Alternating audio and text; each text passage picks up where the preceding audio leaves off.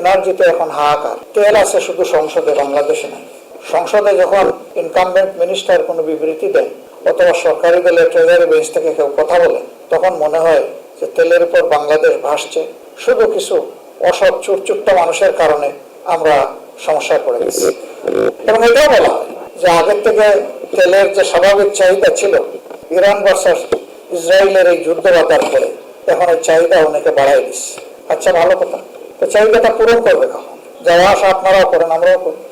আমি রাত্রে 3টার দিকে একবার এই শহরে ঘুরালাম।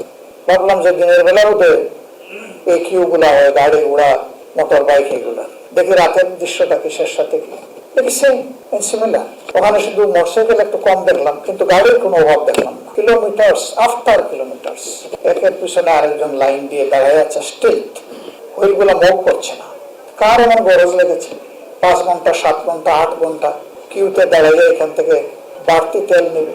তার ডিমান্ডটাই পাচ্ছে না। একদিকে এই দৃশ্য, আরেকদিকে চুরাই বাজারে 2.5 গুণ দামে আবার 3 গুণ দামে সেই তেল আবার বিক্রি হচ্ছে। এরা কারা? মাঝে মাঝে লোক দেখানো কিছু অপারেশন আমরা দেখি, এই সবগুলার পিছনে ফুটির জোর আছে বলে এগুলা হচ্ছে। মরার উপরে খাড়ার ঘা।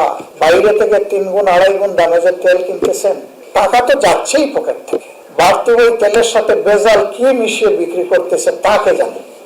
এবং অনেকেই এখন কমপ্লেন করছেন, তেল তো বললাম, গাড়ির তো চাকা ঘুরে না।